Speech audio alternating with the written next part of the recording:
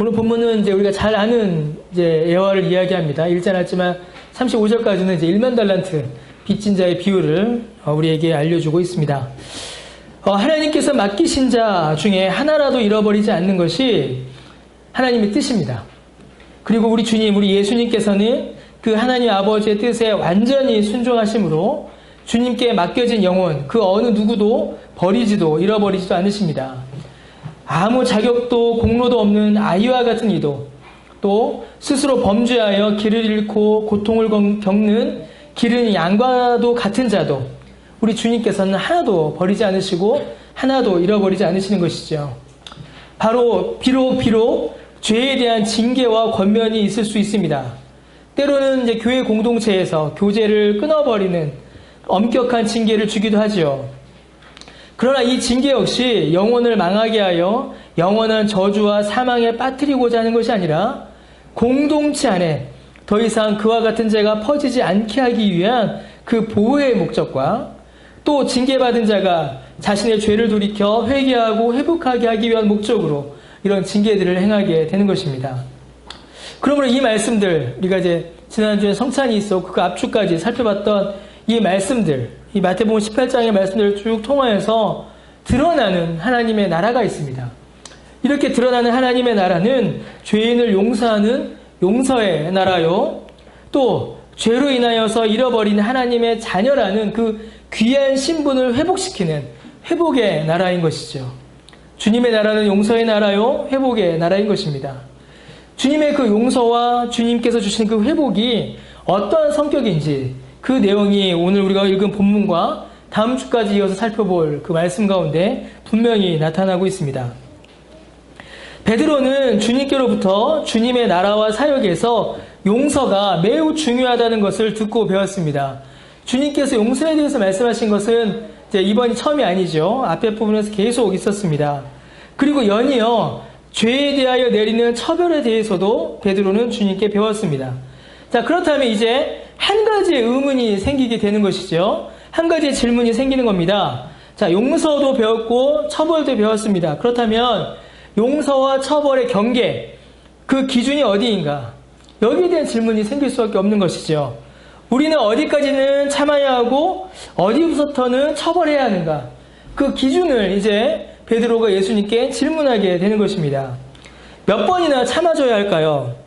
여러분, 몇 번까지는 참고 몇 번까지는 징계를 하고 벌을 주고 공동체에서 쫓아내야 할까요? 몇 번이나 참아야 될까요, 여러분? 베드로는 이미 자신의 답을 가지고 있었습니다. 주님, 나에게 범죄하는 자, 나를 괴롭히는 자, 나를 고통스럽게 하는 자에게 내가 몇 번이나 참으면 될까요? 내가 몇 번이나 용서할까요? 7번까지 하면 될까요? 라고 이렇게 질문합니다. 베드로는 지금 자신이 죄인이다 라고 생각하지 않고 있는 겁니다. 자기가 용서받아야 될 죄인이 아니라 오히려 죄를 용서해줘야 하는 그런 사람이다 라고 지금 본인을 생각하고 있는 것이죠. 이 말을 바꾸면 베드로는 지금 주님 앞에서 자기가 의인이다 라고 생각하고 있는 것입니다. 자신의 의의를 지금 드러내려고 하고 있는 것이죠. 제가 지금까지 주님의 말씀도 배웠고 용서에 대해서도 들었고 이제 주님을 이 정도 쫓아다녔으니 이제 내가 어느 정도 의인이 된 것도 같으니 이제는 내가 인격의 성숙도 좀 있는 것 같으니 몇 번이나 참으면 될까요? 라고 이렇게 지금 질문하고 있는 겁니다. 유대인들은 보통 7번까지 용서하지 않는다라고 합니다. 3번까지는 참고 4번째 또 그 일이 일어났을 때는 야, 저 사람이 참으로 반성하지 않는구나 라고 해서 4번째는 이제 벌을 줬다라고 그래요. 그런데 베드로는 지금 몇 번을 이야기합니까? 예수님 앞에 7번을 이야기합니다. 사실 이 7번이라는 숫자는 상징수입니다. 여러분, 베드로의 직업이 뭐였죠? 혹시 아시나요? 베드로의 직업. 아, 베드로가 아니죠. 제가 잠깐 마태의 직업 뭐였죠? 세리였죠. 그래서 마태는 수에 대해서 굉장히 민감하고 수에 대해서 굉장히 잘 알고 있습니다. 그래서 특히 오늘 이 본문에는 마태가 가지고 있는 그 수 개념이 많이 나타나요. 여러분, 7이라는 수는 사실은 이제 상징수입니다. 우리가 3, 3번 이럴 때 그 3 3이라는 숫자도 단순히 3번이라는 의미가 아니라 어떤 상징, 완전함을 의미하듯이 이 7이라는 숫자도 완전함을 의미해요. 그러니까 베드로는 지금 베드로 자신이 생각할 수 있는 가장 큰 수, 가장 완벽한 수, 그리고 일반적인 유대인들보다 훨씬 더 선하고 의롭다라고 인정받을 수 있는 수, 그 7번을 말하고 있는 겁니다. 그러니까 베드로가 7번 용서할까요? 라고 말할 때는 진짜로 7번까지 참고 8번째에는 환영했습니다라는 의미는 사실 아닌 거예요. 제가 많이 참겠습니다라는 의미인 겁니다. 그런데 베드로가 여기서 7번이라고 말할 때는 내가 많이는 참지만 그 참음이 한계는 있습니다라는 것을 전제하고 있는 거예요. 내가 저 유대인들보다는 많이 참을 수 있습니다. 왜? 내가 유대인들보다는 의인이니까. 내가 저 악한 유대인들보다는 제가 많이 참을게요. 왜? 그래도 내가 예수님 따라다니는 죄인이, 예수님을 따라다니는 제자니까. 그러나 그 인내는, 그 참아주는 것은 한계가 있습니다. 거기에 지금 베드로의 의도가 있는 겁니다. 두 가지를 요구하는 거죠. 예수님 저 착하죠? 저 칭찬해 주세요. 이거 하나와 그래도 내가 저들보다는 많이 참겠습니다. 라는 자기의의 주장과 이 두 가지가 한꺼번에 나타나고 있는 겁니다. 그런데 주님께서는 인정하지 않으십니다. 칭찬해 주지 않으세요. 오히려 좀 다른 말씀을 하십니다.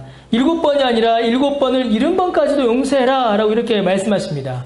7번을 말한 것도 사실은 엄청나요. 여러분 우리 자신을 한번 돌아보시기 바랍니다.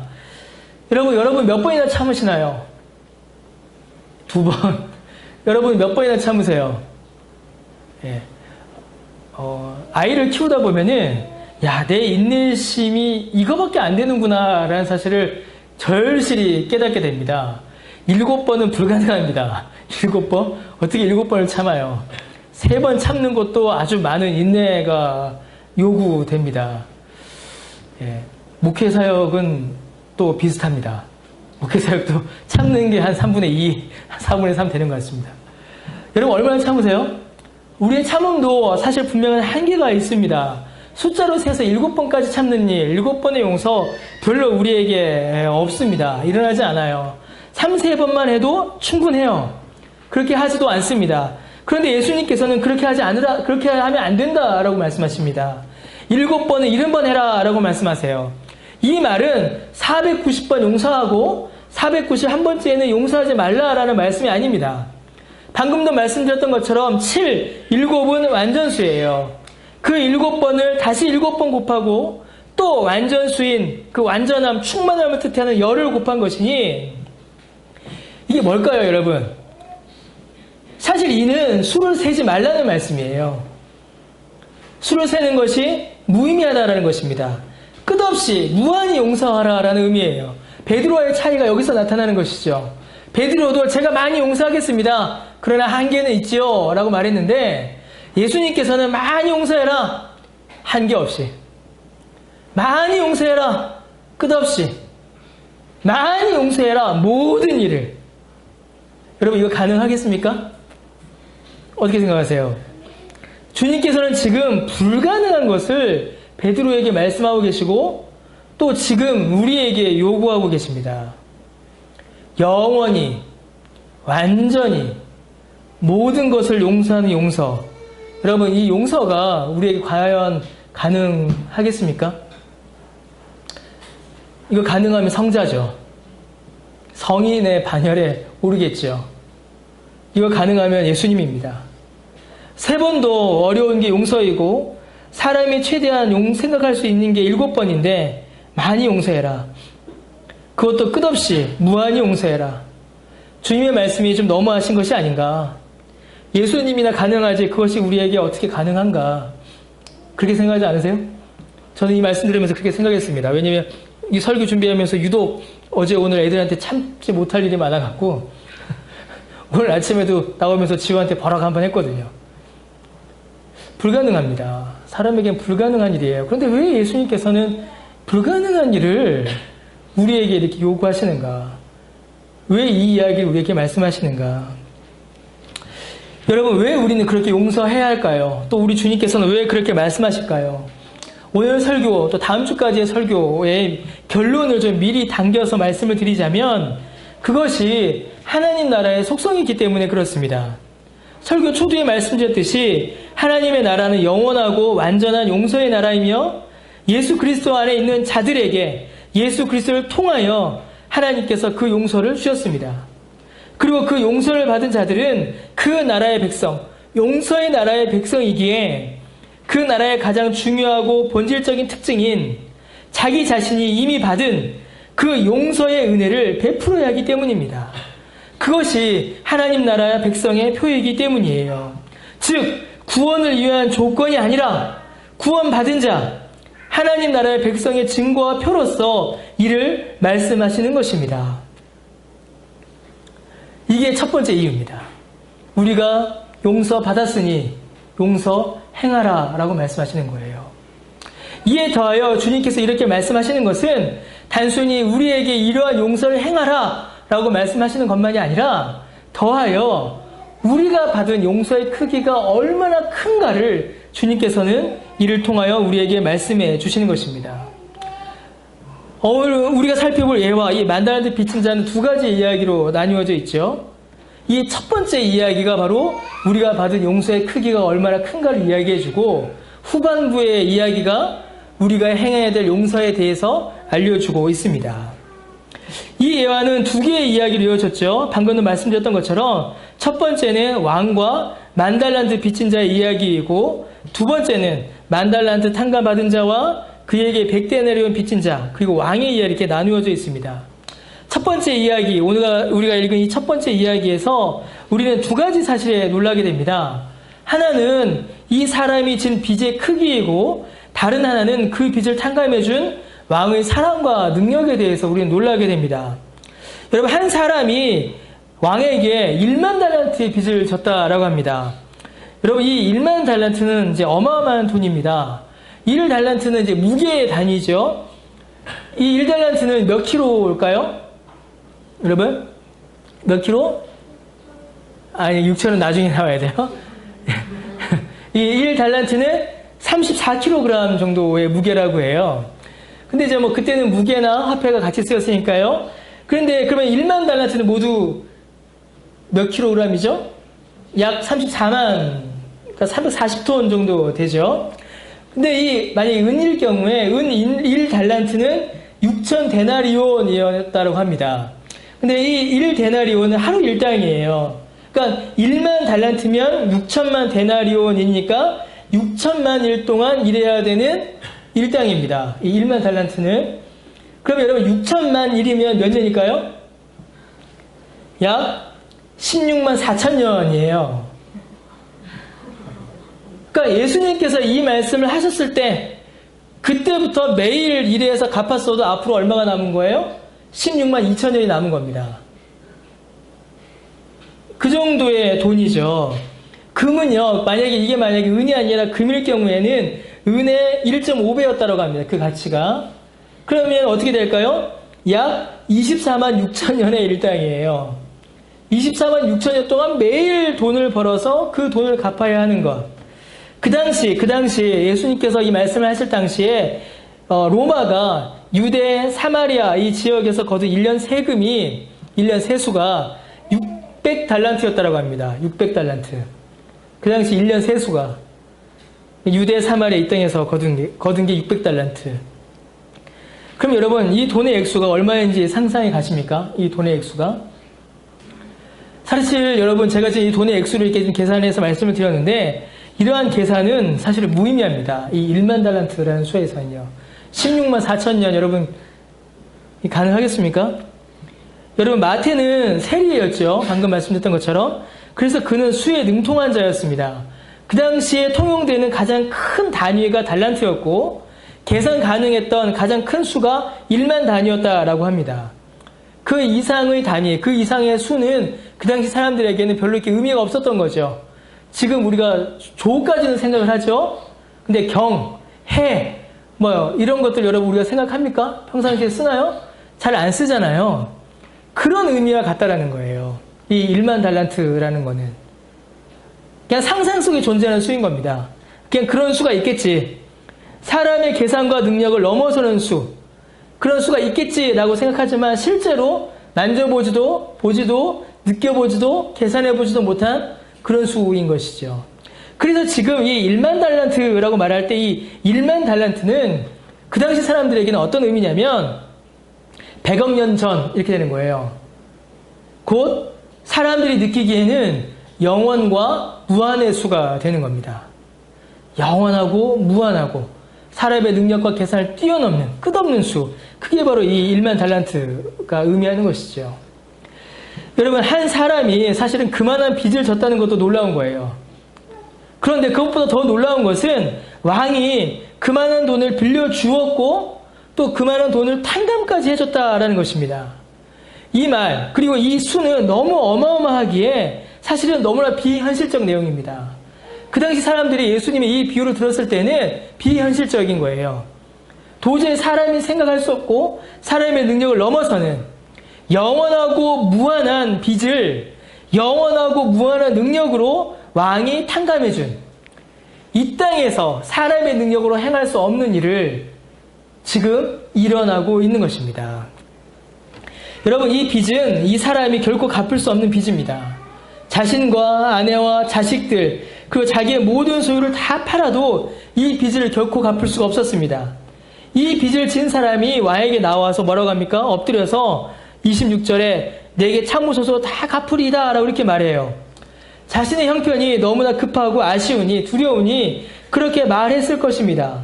그러나 이 다 갚으리이다 라는 이 말은 정말로 무의미한 말입니다. 이 말의 의미를 우리가 잘 생각해 볼 필요가 있어요. 이 사람이 왕에게 다 갚겠습니다 라고 말한 것은 먼저는 자신의 빚의 크기를 제대로 알지 못하기 때문일 것이에요. 무지한 것이죠. 또 혹은 자신이 정말로 갚을 수 있다고 착각하고 있기 때문일지도 모릅니다. 무지도 착각도 아니라면 이 사람은 지금 왕에게 거짓말, 사기를 치고 있는 거예요. 갚을 수 없는 것을 갚겠다라고 말하기 때문이죠. 이 사람은 결코 이 빚을 갚을 수가 없습니다. 자기가 진 빚이 얼마나 큰지도 모르고 있고 자기가 빚을 갚을 수 있다라고 착각하고 있고 혹은 왕에게 갚겠다라고 사기를 치는 죄를 범하고 있는 것이에요. 이 사람의 능력, 이 사람의 소유 안에서는 결코 이 빚을 갚아낼 수가 없습니다. 이 사람이 이 빚에서 벗어날 수 있는 방법은 오직 한 가지밖에 없어요. 단 한 가지 방법밖에 없습니다. 왕이 이 빚을 탕감해 주는 것. 그것 외에는 이 사람이 이 빚으로부터 벗어날 수 있는 방법이 없습니다. 그리고 왕은 이 빚을 탕감해 줌으로 이 사람을 자유롭게 주었습니다. 여러분, 이 첫 번째 이야기, 이 1만 달란트를 탕감받는 이 첫 번째 이야기는 우리가 받은 구원의 내용이 그대로 드러나고 그대로 나타납니다. 그 하나하나가 우리의 실체에 그대로 적용될 수가 있겠지요. 여러분, 우리가 하나님을 향하여 저지른 죄가 과연 얼마나 될까요? 우리 지지난 주인가요? 죄의 크기에 대해서 한번 말씀을 드렸죠. 똑같은 죄라도 옆에 지나가는 사람에게 한 것과 대통령에게 한 것이 얼마나 큰 차이가 있는가를 말씀을 드렸었습니다. 그러면 우리가 하나님을 향하여 지은 죄는 과연 어떠할까요? 그 죄의 크기는 이제 뒤에 생각하더라도 과연 우리가 얼마나 하나님 앞에 죄를 많이 지었을까요? 여러분, 1만 달란트는 영원하고 무한한 의미를 가진다라고 말씀드렸습니다. 이 일을 유한한 우리에게 적용한다면 우리의 삶, 우리의 시간의 전부, 우리가 살며 행하는 모든 일들을 의미할 것입니다. 여러분, 우리가 살아온 시간 전부, 그리고 우리가 살며 행한 모든 일들 가운데에 우리의 죄는 과연 얼마나 될까요? 여러분, 안쓸 신작 보십니까? 보세요? 안 보세요? 여러분, 맨날 책만 보지 마시고 가끔 TV도 보고 그러세요. 자, 안쓸 신작에 보니까 그 과학자가 그렇게 이야기를 했습니다. 사람이 보통 하루에 몇 번 거짓말을 할까요? 예, 3번 한다라고 해요. 3번. 아주 작죠? 생각보다 너무 작습니다. 하루에 3번 거짓말 한다. 그러면 하루에 보통 3번 거짓말을 한다라고 칩시다. 하루 3번의 죄를 짓는 것이죠. 1년이면 몇 번 거짓말 하게 될까요? 예, 1095번을 하게 됩니다. 제가 이제 만으로 40살하고 이제 3개월이에요. 지금. 자, 그러면 제가 지금까지 살면서 지은 거짓말, 지금까지 지은 죄는 최소 약 44,000번 정도가 됩니다. 44,000번. 선우가 아까 오전에 어린이 설교할 때 말하기 전 한 3-4건은 빼야 되지 않겠냐고 저한테 얘기해 주셨는데 얼마나 고마운 줄 몰라요. 그러나 그 뒤로 이제 평균을 내면은 하루에 3번 이상은 했을 겁니다. 그러면 뭐 최소 약 44,000번 정도의 죄, 44,000번 정도의 거짓말을 제가 한 거예요. 자, 만약에 하나님께서 지금 베드로의 기준으로 저를 용서하셨다면, 베드로의 기준을 저에게 적용하셨다면 저는 말하자마자 3일 만에 벌을 받았을 겁니다. 그렇죠? 7번만 용서해 주셨다면 3일이면 벌써 9개니까 3일 만에 저는 벌을 받았을 것이에요. 그런데 그렇게 하지 않으셨어요. 자, 더 큰 문제가 있습니다. 가장 큰 문제는 이 44,000번의 거짓말, 44,000개의 죄 중에 생각나는 게 별로 없다라는 거예요. 생각나는 게 별로 없습니다. 제 머릿속에, 제 기억 속에 제가 기억하는 거짓말, 제가 기억하는 죄가 별로 뚜렷하게 기억나는 게 없어요. 오늘 아침에 지우한테 버럭한 거? 뭐 그거밖에 기억이 안 나요. 예배 전에 선우한테 막 잔소리한 거? 벌써 2개. 어제는, 그저께는 기억이 잘 안 나요. 여러분, 누구에게 어떤 죄를 지었는지, 누구에게 얼마나 빚을 졌는지를 기억이 나야 찾아가서 용서를 구하든 빚을 갚든 할 건데 44,000개의 죄 중에 기억나는 게 별로 되지 않는다는 겁니다. 돈을 빌렸는데 누구한테 빌렸는지 기억이 나지 않는 거예요. 분명히 돈을 빌려서 쓰긴 썼는데 누구한테 얼마나 빌렸는지 기억이 안 나면 어떻게 가서 그 빚을 갚을 수가 있겠습니까?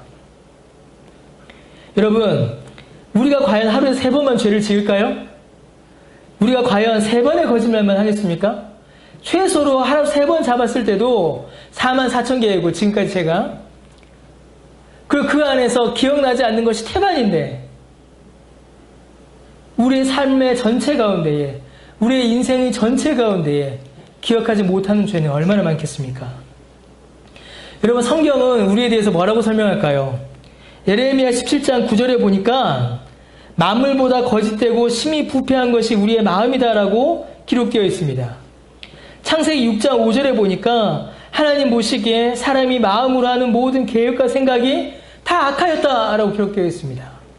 에베소서 2장 3절에 보니까 우리는 다 육체의 욕심을 따라 지내며 육체와 마음이 원하는 것을 하는 본질상 진노의 자녀였다라고 성경이 기록합니다. 성경은 우리가 타락하여 본성부터 거짓되다라고 말씀하세요.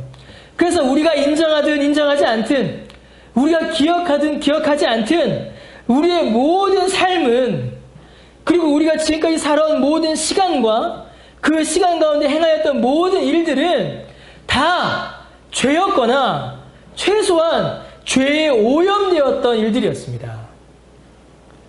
여러분, 우리는 우리의 영적 상태에 대해서 어떻게 설명하냐면 가장 좋은 비유가 있는데 우리의 상태는 어떤 상태냐면 오염된 강 속에서 수영하고 있는, 헤엄치고 있는 물고기와 같다라고 합신의 조병수 교수님께서 그렇게 설명하셨어요. 시커멓게 더러워진 그 강 속에서 헤엄치는 물고기를 생각해 보세요. 앞으로 가도 어떻습니까? 더러운 물이고, 뒤로 가도 더러운 물이고, 밑으로 가도 더러운 물이고, 위로 가도 더러운 물이에요. 이게 우리의 본성입니다. 이게 우리의 본성이에요. 앞으로 가도 죄에 오염되어 있고 어디로 가도 무엇을 행하여도 우리는 죄 가운데 오염되어 있는 것입니다. 그래서 1만 달란트 빚진 자라는 이 표현은 우리의 죄된 본성을 드러냅니다.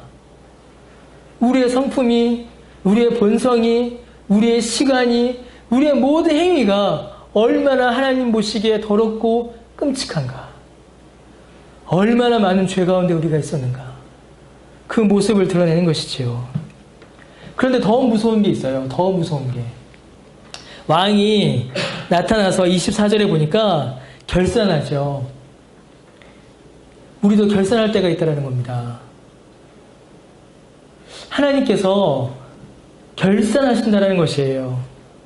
여러분, 히브리서 9장 27절에 한 번 죽는 것은 사람에게 정해진 것이요 그 후에는 심판이 있으리니 라고 말씀하십니다. 언젠가 하나님의 심판대 앞에 모든 사람은 서게 될 것입니다.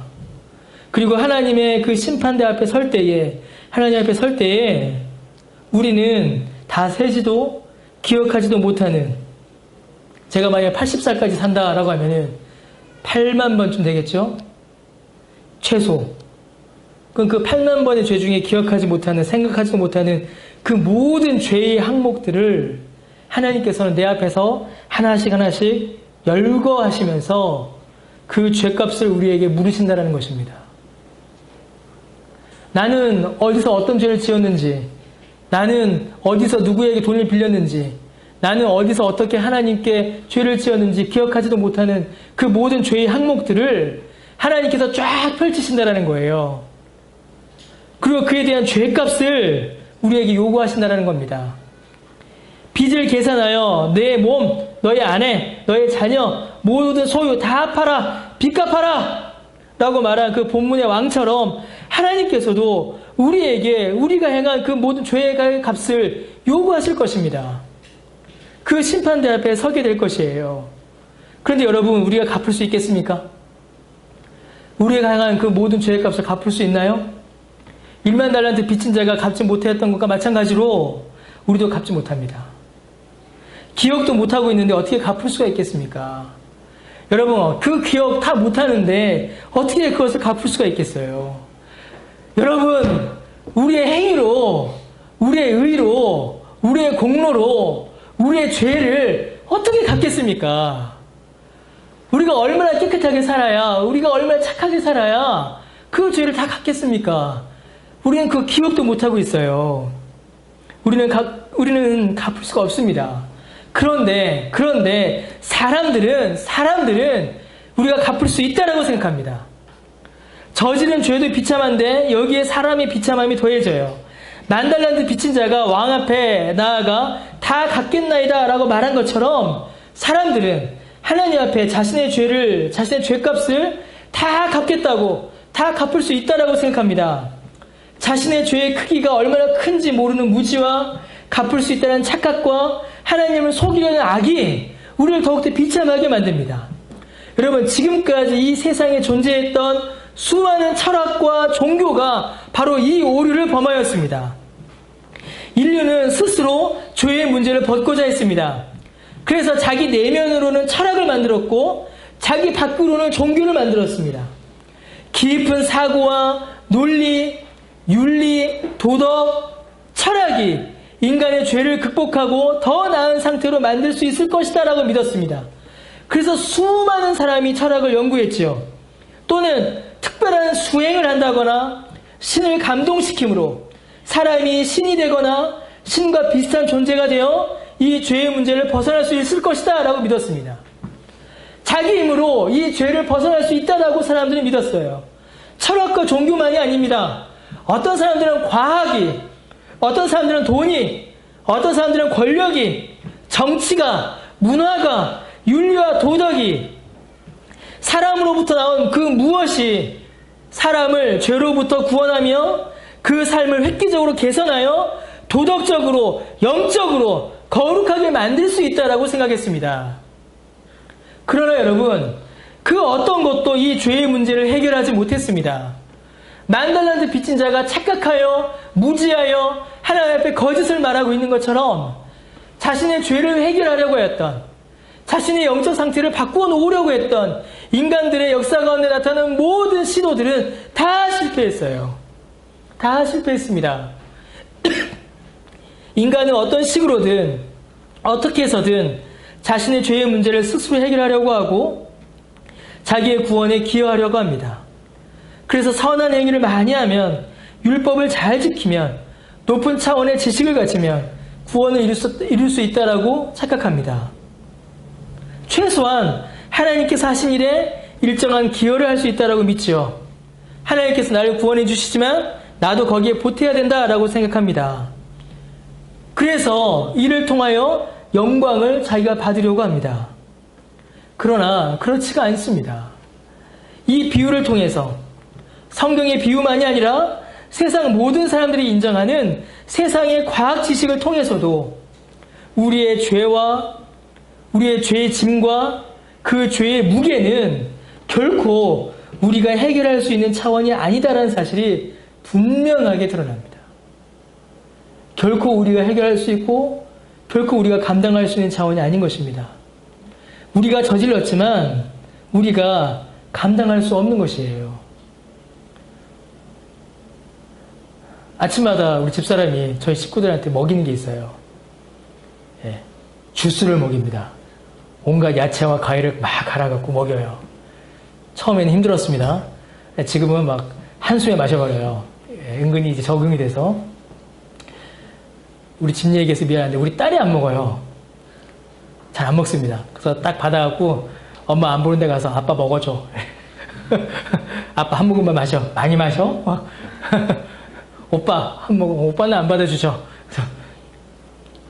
근데 이게 들고 다니다가 엎어요. 막 들고 다닙니다. 아빠 쫓아가고 그러다가 막 야 임마 식탁 가서 먹어 막 하다가 엎어요. 여러분 지우가 잘못했죠. 이게 지우가 감당할 수 없습니다. 지우가 감당할 수 없어요. 이걸 치워야 되잖아요. 이걸 숨겨야 되잖아요. 이걸 덮어야 되잖아요. 쏟은 주스를 빨리 거둬야죠. 치워야죠. 그래야지 엄마한테 안 혼나니까. 그런데 치우지 못해요. 왜 치우지 못합니까? 치울 만한 능력이 없어요. 그래서 주스를 쏟으면 그 앞에서 막 어쩔 줄을 몰라요. 이걸 치워야 되는데, 이걸 거둬야 되는데, 여러분, 이게 우리입니다. 여러분, 이게 우리의 모습이에요. 이게 하나님 앞에서는 우리의 모습입니다. 죄는 저질렀어요. 좋다고 죄는 지었죠. 즐겁게 죄를 짓습니다. 이것도 짓고 저것도 짓고 얘랑 짓고 저랑 짓고 온갖 죄를 기쁨과 즐거움 가운데 막 자원하여 지어요. 억지로 죄 짓는 사람 한 사람도 없습니다. 죄는 결코 억지로 짓지 않아요. 자기가 원해서 짓는 겁니다. 즐겁게 죄를 지어요. 그런데 이제 심판이 다가옵니다. 엄마의 매가 다가오듯이 하나님의 심판대 앞에 서요. 그런데 이거 어떻게 치웁니까? 우리가 못 치워요.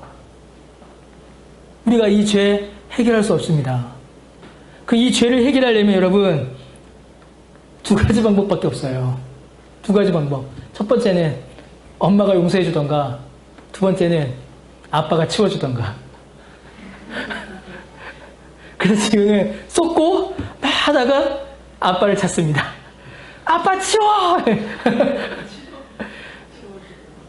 그럼 저는 또 어떻게 할까요? 예, 치워줍니다. 기쁘고 감사한 마음을 치워줘요. 여러분, 이게 우리가 받은 은혜예요. 이게 우리가 받은 은혜입니다. 여러분, 우리가 지은 죄를, 그러나 우리가 감당할 수 없는, 하나님 앞에 유죄 판결받아 영원한 저주의 심판을 받을 수밖에 없는 이 죄의 책임을 벗을 수 있는 유일한 길은 하나님께서 그 죄를 용서해 주시는 것이고, 그 죄를 누군가 감당해 주는 겁니다. 여러분, 어떻게 하셨습니까? 여러분, 우리가 지은 죄에 대하여 하나님께서 책임을 묻지 않으셨습니까? 만약에 그렇다면 하나님께서 베푸신 용서는 죄를 마음대로 지을 수 있는 죄의 허락이 되고 말아요. 그러나 여러분, 그렇지 않습니다. 여러분, 착각하시면 안 돼요. 하나님께서는 죄의 책임, 죄값을 반드시 물으십니다. 죄값을 반드시 물으세요. 그런데 다만 그 죄값을 우리에게 묻지 않으시는 겁니다.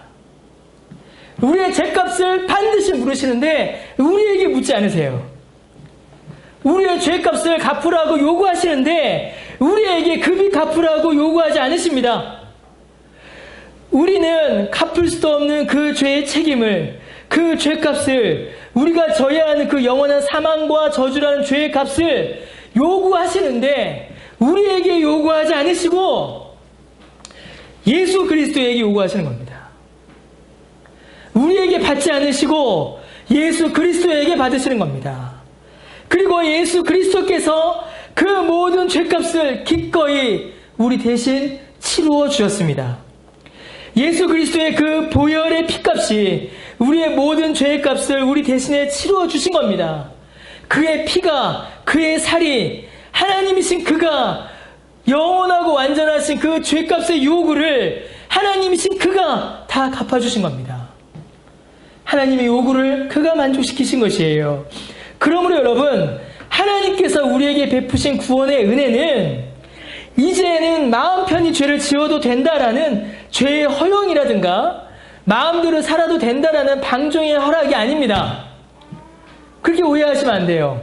오히려 우리가 받아야 했던 심판이 얼마나 컸으며 그것을 주님께서 대신 감당하셨으니 이제는 내가 나의 것이 아니요 주님의 것이라는 사실을, 이제는 내가 나의 뜻대로 사는 것이 아니요 주님의 뜻대로 살아야 한다는 사실을, 이제는 죄의 소욕과 지배 아래에서 육체의 만족을 쫓아 사는 것이 아니요 죄를 버리고 거룩을 좇으며 성령의 인도하심에 순종하여 하나님의 영광을 위하여 살아가야 한다는 사실을 알려주시는 겁니다.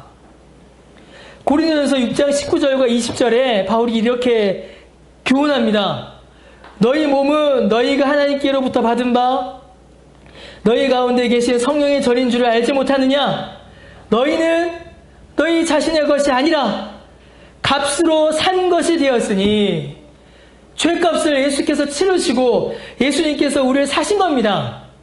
그러므로 그런즉 너희 몸으로 하나님께 영광을 돌리라. 고린도전서 7장 23절에 너희는 값으로 사신 것이니 사람들의 종이 되지 말라. 형제들아, 너희는 각각 부르심을 받은 그대로 하나님과 함께 거하라. 이렇게 말씀하십니다. 이제는 신분이 바뀌었으니 바뀐 삶을 살으라는, 새로운 삶을 살으라는 촉구요, 그 시작점인 것입니다. 여기에 대해서는 다음 주에 우리가 좀 더 자세히 살펴볼 것입니다. 여러분, 베드로는 자신의 의를 자랑하려고 이 질문을 시작했습니다. 주님, 저 대단하죠? 주님, 저 많이 컸죠? 예수님, 제가 유대인들보다 훨씬 낫죠? 자기의 의를 자랑하려고 이 질문을 시작했습니다.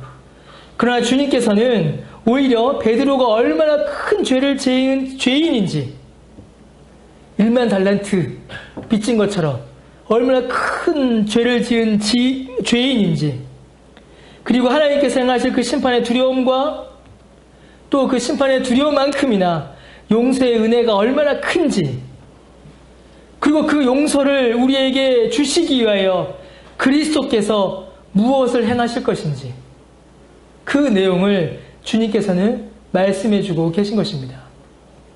베드로는 자기 자랑하려고 나왔는데 예수님께서는 복음을 말씀해주고 계신 것이죠. 여러분, 우리가 받은 구원의 가치는 값을 매길 수 없을 만큼 귀한 것입니다.